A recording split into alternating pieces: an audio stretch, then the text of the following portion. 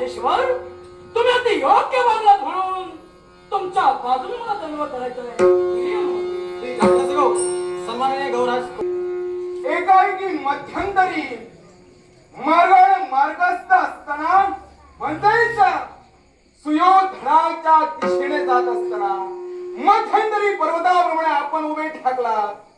कशासाठी? एकच कारण, ज्या मित्रत्वासाठी अंगराज कर्ण ओळखला गेला, अगदी त्या माझ्या मित्राच्या सहाय्यासाठी सारे जर क्षत्रिय त्याच्या नाशासाठी एकवटले असतील, तर माझ्या मित्राच्या रक्षणासाठी नव्हे तर माझ्या मैत्रीच्या रक्षणासाठी अंगराज कर्ण मध्यांनी शस्त्र घालू इच्छिला. अंगराज कर्ण मित्र प्रेमासाठी आपण मध्यंतरी शस्त्र घातला. पण मला सांगा, काय ते जे तुमच्या मित्रानं दुर्योधनाचे कृत्य केलं, ते कृत्य धर्माचं होय की धर्माचं? पार्थराज, हा संप्रत भरलेला सोयर मंडपात आता जो प्रमाण घडला, इथं बसलेल्या प्रत्येक देशोदेशीच्या नृपती भूपतींनी पाहिला.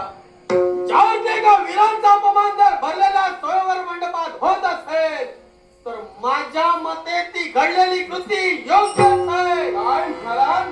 म्हणजे ही कृती सुयोधनामार्फत झालेली कृती ही तुमच्या मते योग्य? निश्चित. मला सांग, असा कोण अपराध झाला जेणेकरून त्यांचा अपमान झाला? पार्थ, हा माझा मित्र सुयोधनाने तर स्पष्ट केलंय की या सोयर मंडपात ज्यावेळी स्वयंवराचे फेरे चालू होते, हा देशोदेशीचे नृपती आपापल्या आसनी स्थित होते. संप्रत राजकर्त्यांची कन्या या सोयर मंडपात ज्यावेळी बेबट्टा करत होती, अगदी माझ्या मित्रानं म्हटल्याप्रमाणे तिनं त्याच्या बाबतीत काहीतरी अकृत्य केलं, म्हणूनच माझ्या मित्रानं तिचा हस्त पकडला. आता जर ती क्रिया घडली नसती, माझ्या मित्रानं तिचा हस्त पकडण्याचा प्रश्न उद्भवला नसता. अशी कोणती अकृत्य घटना तिच्या स्त्रीकडून घडली? म्हणजे या राजकन्येकडून अशी कोणती घटना घडली जेणेकरून सुयोधनाला तिचे हात पकडावे लागले? पार्थ, हा संप्रत सोयर मंडपात, या सोयर मंडपाची रचना पहा.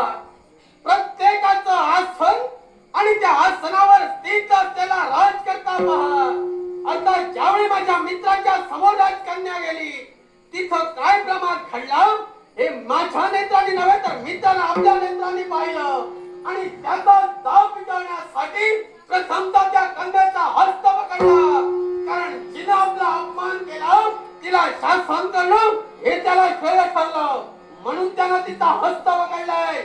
ज्यावर ती कृती घडली, त्या कृतीत निश्चितच माझ्या मित्रानं तशा प्रकारचं कृत्य केलं. मान्य आहे, तुझा मित्र सुयोधन मगा म्हणून गेला. तिनं माझ्याकडे पाहून आपलं नाक मुरडलं. मला सांग, एका स्त्रीनं आपलं जर नाक मुरडलं असलं तर याच्यात अधर्म तो कोणता? यात ही क्रिया ही माझ्या मते सुद्धा अनुचित नव्हे. यात अधर्म नाहीच आहे. हा पण संप्रत इतरत्र देशोदेशीचे राज करताय. मान्य आहे, मनपसंतीनं स्वयंवर आहे. पण ज्यावरती मनपसंतीनं स्वयंवर आहे, इथं एकच वर निवडला जाणार आहे. नक्कीच. जर एकच वर निवडला असेल तो तुझ्या मनपसंतीचा असेल, याचा अर्थ बाकीचे असे जेवायला आलेले नाही. कारण प्रत्येक जण आपला मान सन्मान घेऊन आलाय. मग ज्या दरबारात एखाद्या वीराचा अपमान होतो, तिथं अशा प्रकारचा कृत्य घडणं हे साहजिकच आहे. हे लक्षात ठेव. माहित आहे. ज्या करवी तुझ्या मित्राकरवी घडलेला म्हणजे या स्त्रीकडून तिचा अपमान झालाही असेल, पण एवढा अपमान तो उच्च नव्हे की त्यानं एका राज दरबाराच्या ठिकाणी परस्त्रीचा हात धरावा. माझ्या मित्रानं काय करावं आणि काय करू नये हे पार्थानं मला सांगू नये. न पेक्षा ज्या माझ्या मित्रानं जे कृत्य केलं त्याचा जाब राजकर्त्यांनी त्याला विचारलाय.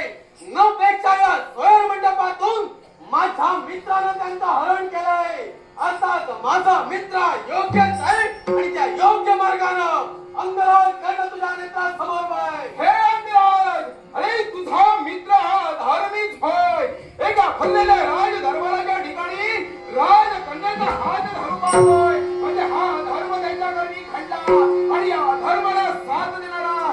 माझ्या प्रश्नाचं उत्तर दे. एका अधर्माला जर साथ देणारा असतो तो सहाय्यभूत ठरतो, तो कोण असतो? अधर्म असो की धर्म, हा. या अंगराज कर्णाला साथ दिली आहे ती मैत्रीची, आणि त्याच मित्रत्वासाठी अंगराज कर्ण शस्त्र घेऊन उभा ठाकला.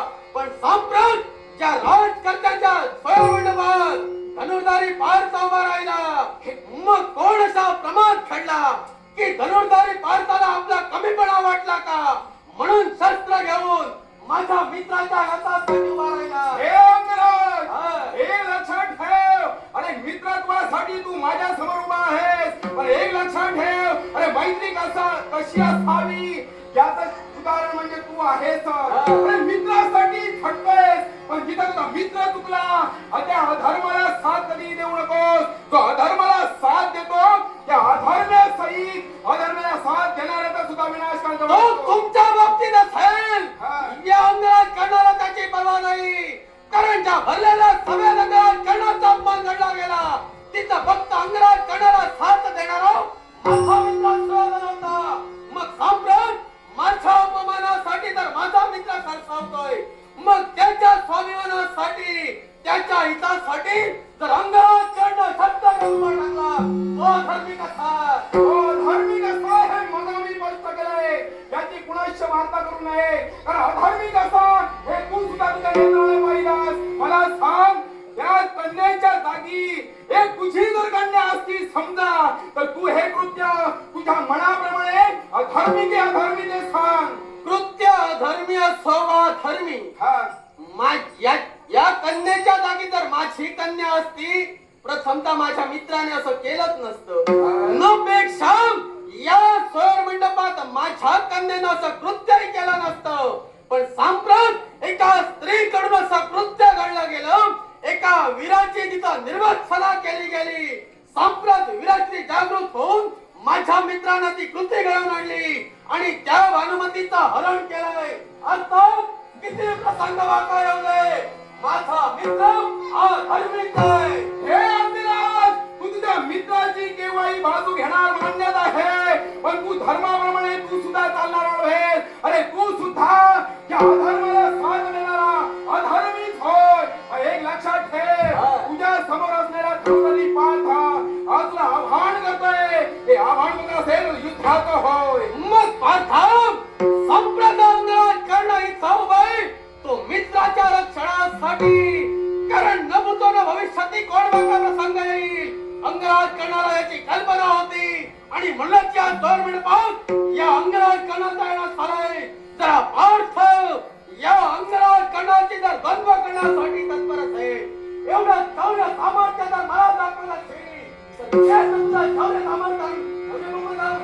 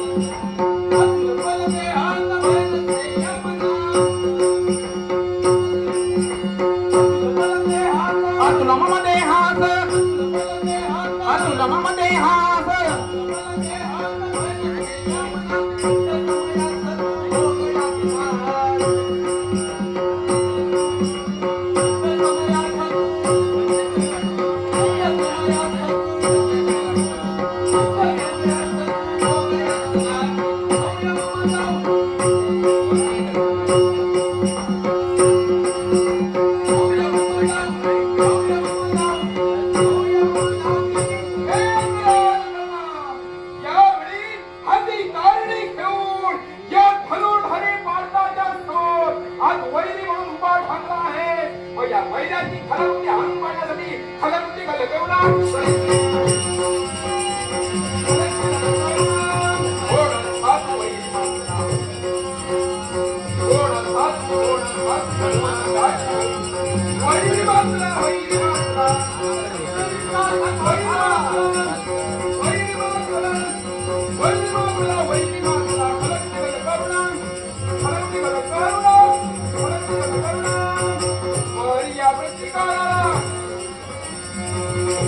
वरिया वरिया वरिया हलकर यत्याला हलकर हलकर हलकर यत्याला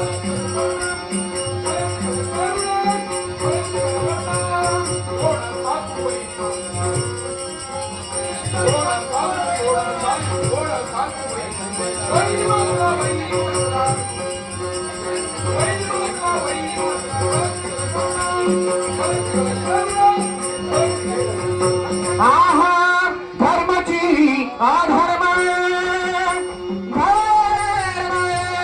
धर्माची अधर्म अधर्म सांग विधात्या मला विधात्या सांग विधात्या मला हा हा हा हा अपुरी आकाशा पूर्ण कराया अपुरी आकाशा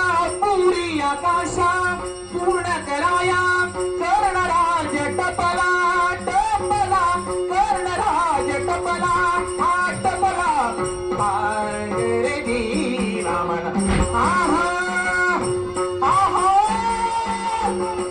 आहा